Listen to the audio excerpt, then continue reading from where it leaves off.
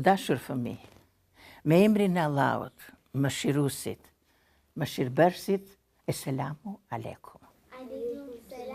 Shpresoj të keni kaluar ditë të bukura dhe të këndshme dhe të dobishme në familjen tuaj, në shkollë dhe kudo, për këta jam shumë e bindur. Sot fëmijë, unë kam vendosur të ndaj me ju një histori shumë të bukur. Ajo titullohet Fantazma. Një natë, një tregtar po kthej në shtëpi vonë. Shumë vonë.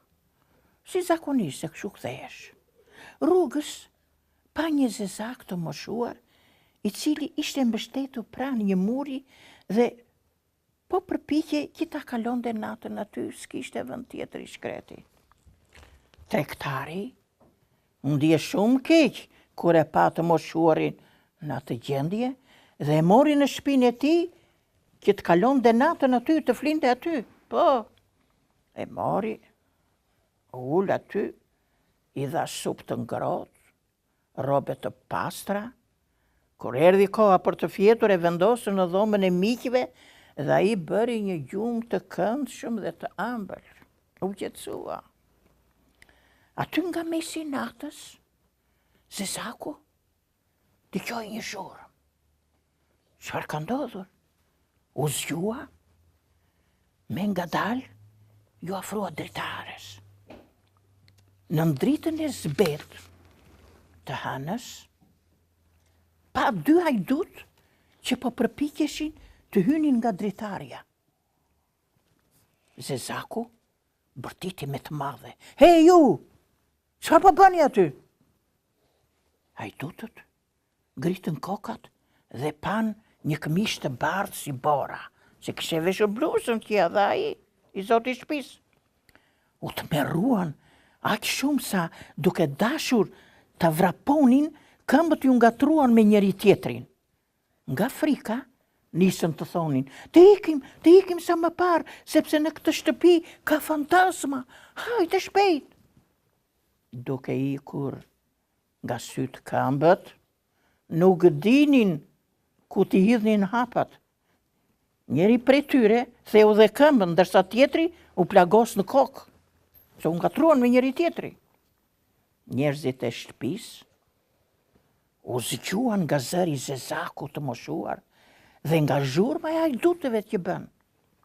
Ata i ndoqën keqbërësit dhe i zun jo larg shtëpisë aty afër. A e dini, të dashur fëmijë, si thot profeti ynë, alayhis salam, Allahu do ta ndihmoj njeriu për sa kohë që ai e ndihmon vllajën e tij.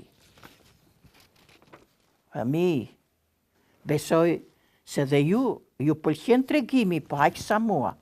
Zezaku i moshuar u tregua besnik ndaj tregtarit, i cili e strehoi dhe i dha ushqim. Ishte mirënjohës.